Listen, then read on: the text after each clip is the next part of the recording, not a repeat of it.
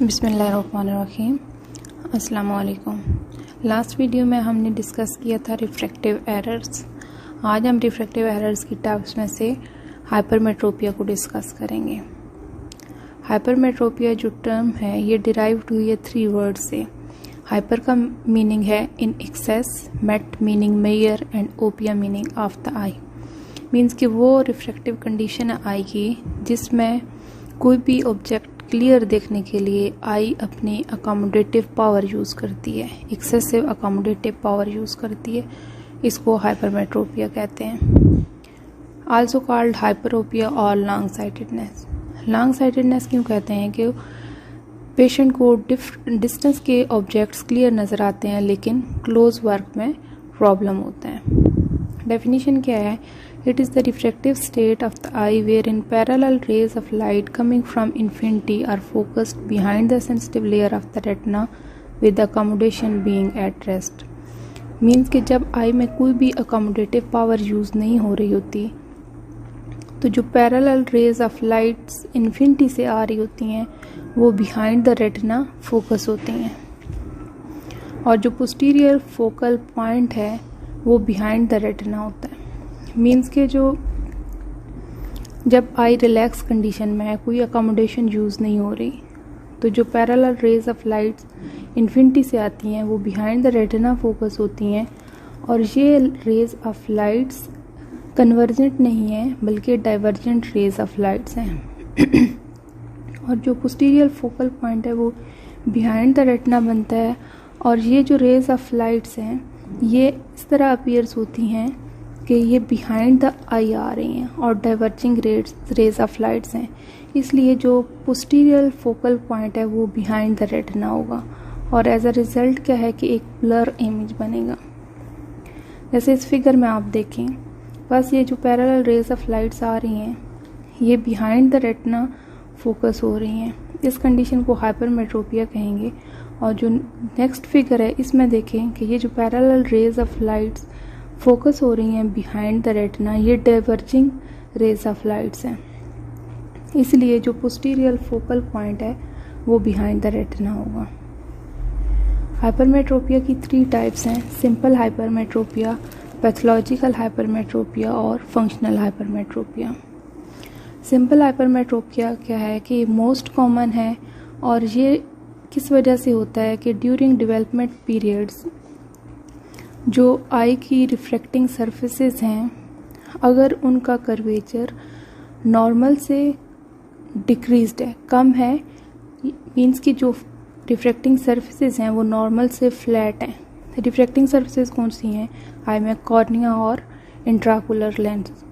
जब उनका curvature normal से कम होगा तो उनकी जो रेज ऑफ लाइट को कन्वर्ज करने की पावर है वो भी नॉर्मल से कम होगी और एज अ रिज़ल्ट क्या होगा कि जो आई की पावर है वो नॉर्मल से कम हो जाएगी और जो रेज ऑफ लाइट्स हैं वो बिहाइंड द रेटिना फोकस होंगी। और इसके अलावा अगर जो है वो आई बॉल का साइज स्मॉल हो तो जो एक्सियल लेंथ है आई की वो कम होगी और एक्सियल लेंथ कम होगी तो वही जो रेज ऑफ लाइट फोकस होनी चाहिए रेटिना पे वो बिहाइंड द रेटिना फोकस होंगी। ये हेरिडिटरी कंडीशन भी हो सकती है, मीन्स के ये कंडीशन फैमिलीज में भी रन कर सकती है।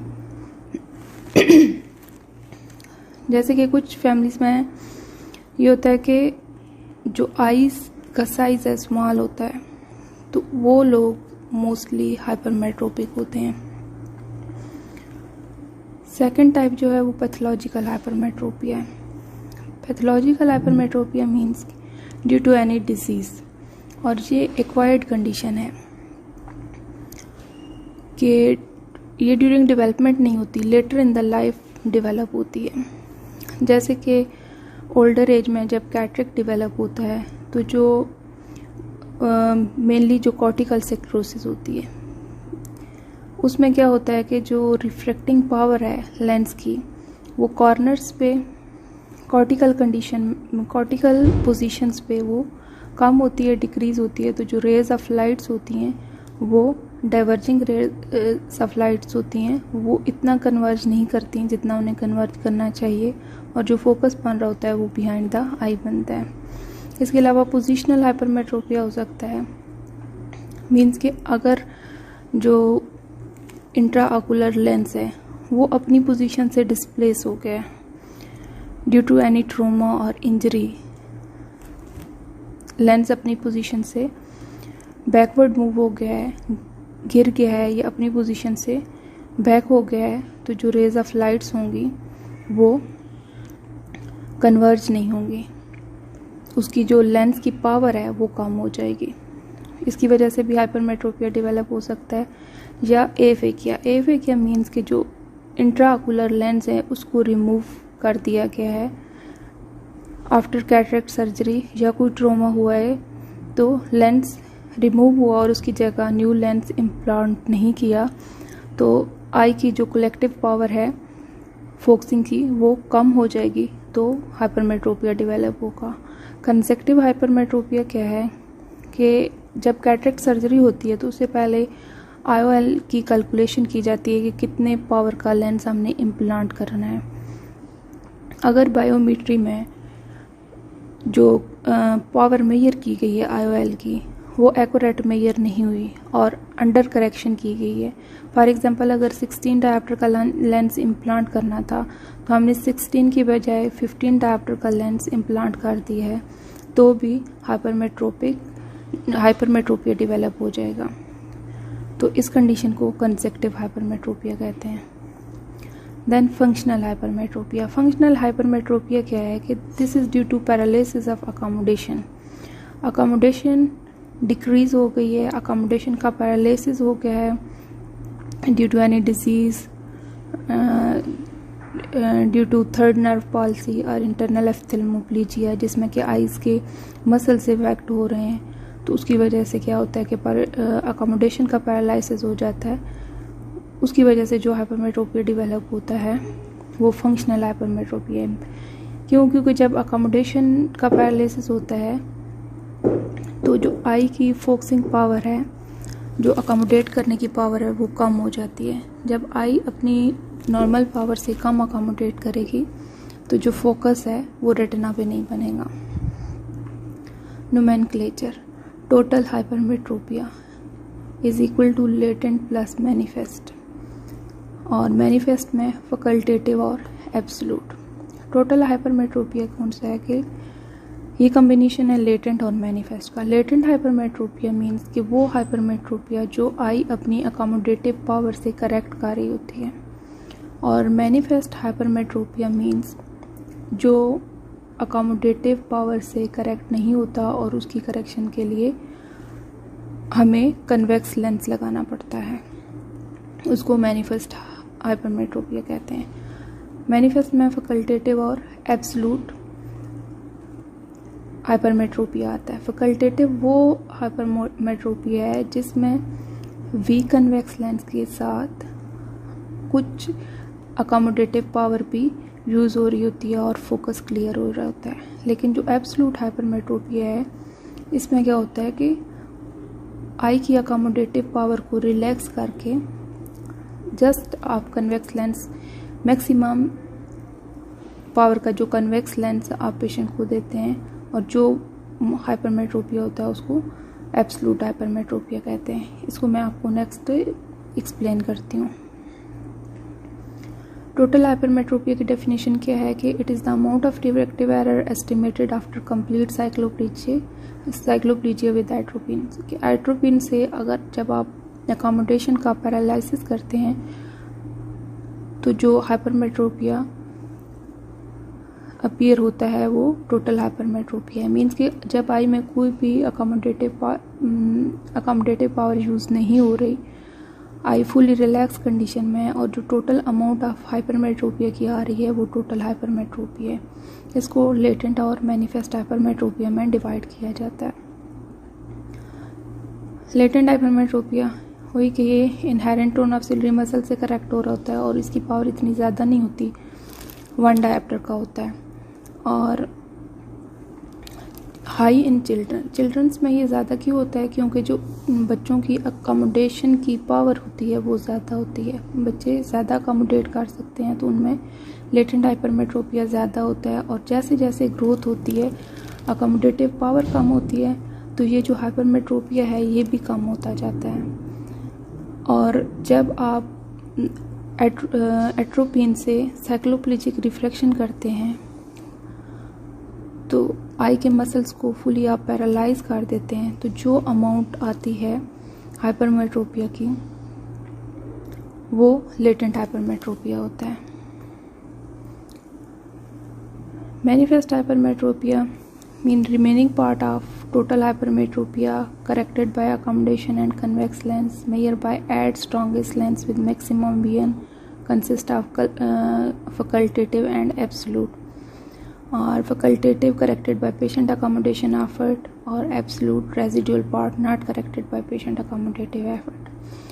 इसको मैं आपको एक्सप्लेन करती हूँ कि जैसे फॉर एग्जांपल आपके पास एक पेशेंट आया है, उसकी कंप्लेंट है कि उसको डिस्टेंस ऑब्जेक्ट्स क्लियर नज़र नहीं आते, आपने उसकी रिफ्रैक्शन करनी है। आप रिफ्रैक्शन स्टार्ट करते हैं और ग्रेजुअली आप इंक्रीज करते हैं कन्वेक्स लेंस की पावर।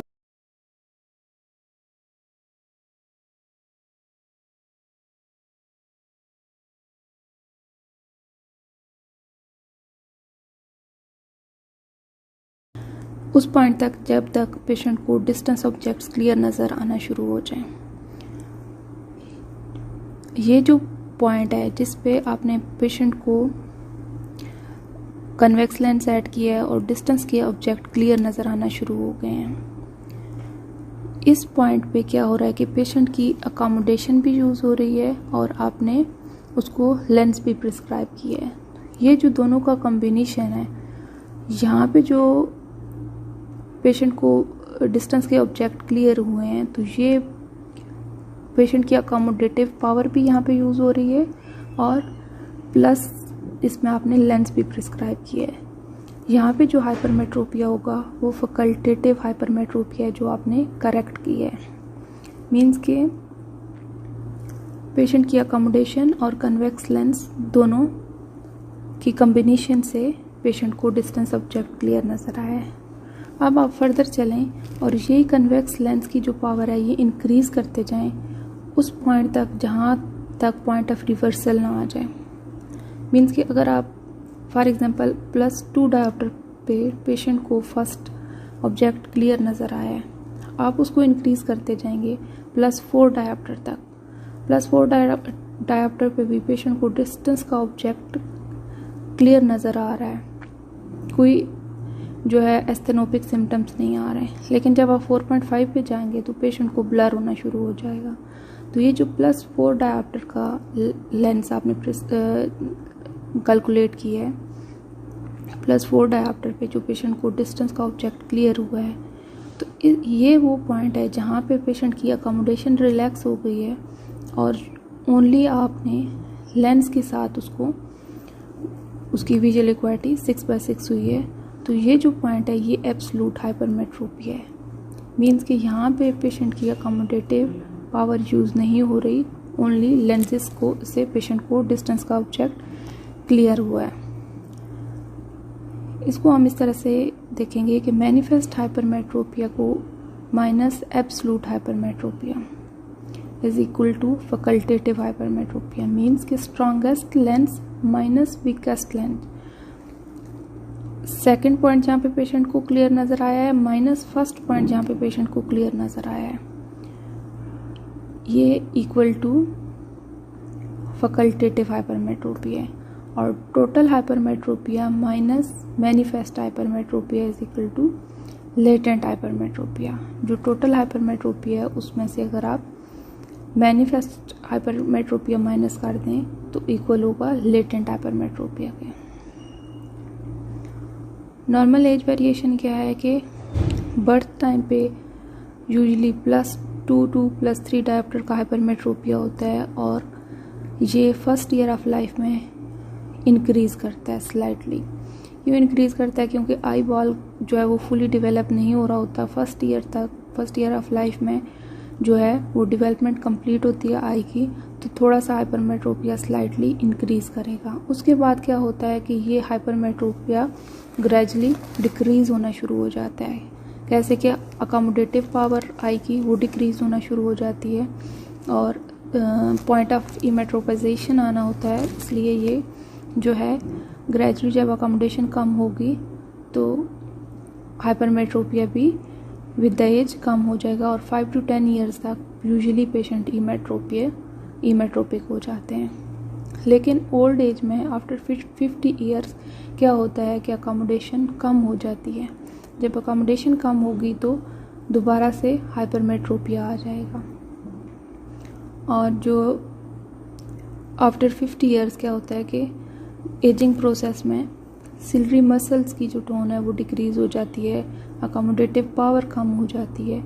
तो जो लेटेंट हाइपरमेट्रोपिया पहले अकोमोडेशन से करेक्ट हो रहा था वो अभी अकोमोडेटिव पावर कम हुई है तो वो आई उसको करेक्ट नहीं कर पा रही, तो वो मैनिफेस्ट हो जाता है। और जो फैकल्टेटिव हाइपरमेट्रोपिया होता है वो एब्सोल्यूट हो जाता है। मीन्स कि अगर फॉर एग्जांपल आपने एक पेशेंट है जो 30 ईयर्स में +1 डायऑप्टर की कन्वेक्स लेंस यूज़ कर रहा था डिस्टेंस ऑब्जेक्ट को क्लियर देखने में, जब 50 ईयर्स की एज में उसकी अकोमोडेशन कम हुई है तो अब ये जो हाइपरमेट्रोपिया है ये फैकल्टेटिव से एब्सोल्यूट हुआ है। तो मे बी एट 50 ईयर्स उसको आप +3 का लेंस प्रिस्क्राइब करें या 2.5 का लेंस प्रिस्क्राइब करें तो उसको वही ऑब्जेक्ट क्लियर नज़र आएगा। इसका मतलब है जो फैकल्टेटिव हाइपरमेट्रोपिया है वो एब्सोल्यूट हो गया, आई की कोई अकोमोडेशन नहीं यूज़ हो रही, ओनली आप कन्वेक्स लेंस से करेक्ट कर रहे हैं। इसलिए क्या है कि जो 65 ईयर्स की एज में practically after 65 year all of its become absolute, जितना भी हाइपरमेट्रोपिया होता है वो एब्सोल्यूट हो जाता है। मीन्स आई की कोई अकोमोडेशन पावर यूज़ नहीं होती, अकोमोडेशन डिक्रीज हो जाती है और हाइपरमेट्रोपिया को करेक्ट करने के लिए फुली आप convex lens, strongest convex lens ही प्रिस्क्राइब करना पड़ता है। और वो जो हाइपरमेट्रोपिया सामने आता है वो एब्सोल्यूट हाइपरमेट्रोपिया होता है। सिम्टम्स क्या हैं, ये डिपेंड करते हैं कि पेशेंट की एज क्या है और कितनी डिग्री का रिफ्रैक्टिव एरर है। अगर पेशेंट की एज कम है, फॉर एग्जांपल 5 ईयर्स का बच्चा है, 10 ईयर्स का है, तो उसमें क्या है कि अकोमोडेशन ज़्यादा होती है तो कोई सिम्टम सामने नहीं आते। या अगर रिफ्रैक्टिव एरर +1 डायऑप्टर का है तो वो अकोमोडेटिव पावर से ही करेक्ट हो जाएगा, उसको ग्लासेस की ज़रूरत नहीं पड़ेगी। लेकिन अगर पेशेंट की एज ज़्यादा है या रिफ्रैक्टिव एरर की पावर ज़्यादा है तो फिर पेशेंट्स को सिम्टम्स अपीयर होते हैं। और जो मेन सिम्टम्स है वो blurring of vision while close work. इसके अलावा स्टेनोपिक सिम्टम्स भी हो सकते हैं, हेडेक होता है, आइज़ में इरिटेशन होती है, वाटरिंग होती है, फोटोफोबिया होता है, टायर्डनेस होती है। पेशेंट एसिम्टोमेटिक्स क्या कब होगा, जब एरर स्मॉल होगा और जो एरर है वो करेक्ट हो रहा है अकोमोडेटिव पावर से, तो कोई सिम्टम्स नहीं होंगे। साइंस क्या है, हाइपरमेट्रोपिक पेशेंट्स की विजुअल एक्वालिटी डिफेक्टिव होती है अगर हाई रिफ्रैक्टिव एरर है। अगर स्मॉल रिफ्रैक्टिव एरर है तो अकोमोडेटिव पावर से करेक्ट हो जाएगा।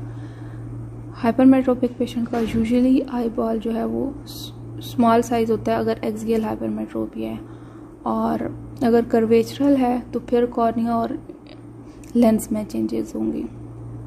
कॉर्निया का साइज स्मॉल होगा और लेंस जो है वो अगर डिसलोकेटेड है या लेंस का जो है वो कर्वेचर स्मॉल है तो भी हाइपरमेट्रोपिया होगा। इंटीरियर चैम्बर जो है वो शैलो होता है और अगर एक्सियल हाइपरमेट्रोपिया है तो एक्सियल लेंथ शॉर्ट होगी ऑन ए स्कैन अल्ट्रासाउंड पे।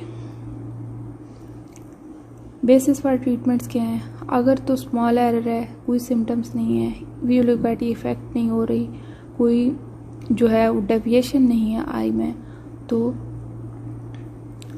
No need for any treatment. लेकिन अगर पेशेंट सिम्टोमेटिक है, आई स्ट्रेन्स हैं, तो फिर क्या है कि हाइपरमेट्रोपिया को करेक्ट किया जाता है। अगर विजुअल एक्वालिटी डिस्टर्ब है, और आई स्ट्रेन है तो फिर पेशेंट को ग्लासेस प्रिस्क्राइब की जाएंगी। और अगर स्पाज्म ऑफ अकोमोडेशन है तो फिर हम एरर को फुली करेक्ट करेंगे। लेकिन क्या होता है कि कुछ पेशेंट्स फुली करेक्शन एक्सेप्ट नहीं करते। ऐसी कंडीशन में क्या है कि पेशेंट को थोड़ा अंडर करेक्ट रखना पड़ता है। वो किन कंडीशन में होता है? अगर एक्सोफोरिक हाइपरोपिया हो तो जब आप पेशेंट को फुली करेक्ट करेंगे तो पेशेंट को एस्थेनोपिक सिम्टम्स स्टार्ट हो जाएंगे, हेडेक होगा। तो ऐसी कंडीशन में क्या है कि पेशेंट को 1 to 2 डायोप्टर तक अंडर करेक्ट रखा जाता है। मोड ऑफ ट्रीटमेंट क्या है? जो सबसे बेस्ट ऑप्शन है वो स्पेक्टिकल्स है, और कॉन्टैक्ट लेंस भी आप प्रिस्क्राइब कर सकते हैं। और स्पेक्टिकल और कॉन्टैक्ट लेंस में क्या है कि कन्वेक्स लेंसेज दिए जाते हैं जो रेज ऑफ लाइट्स को फोकस करते हैं ऑन द रेटिना पे। कन्वेक्स लेंस में वो कन्वर्जिंग लेंस है, और जो फोकस बिहाइंड द रेटिना बन रहा होता है, अगर आप ये इस फिगर में देखें, जो rays of light, parallel rays of light जब बिहाइंड द रेटिना फोकस हो रही हैं, और अगर आपने कन्वेक्स लेंस इम्प्लांट किया तो ये कन्वर्ज करेगा इन रेज ऑफ लाइट्स को और रेटिना पे फोकस करेगा। सर्जिकली भी ट्रीट कर सकते हैं, लेकिन ये इतना इफ़ेक्टिव नहीं है सर्जिकल ट्रीटमेंट जितना मायोपिक पेशेंट में यूज़फुल है। Thank you so much. Hope so कि आपको आज की वीडियो अच्छी लगी होगी। मेरे चैनल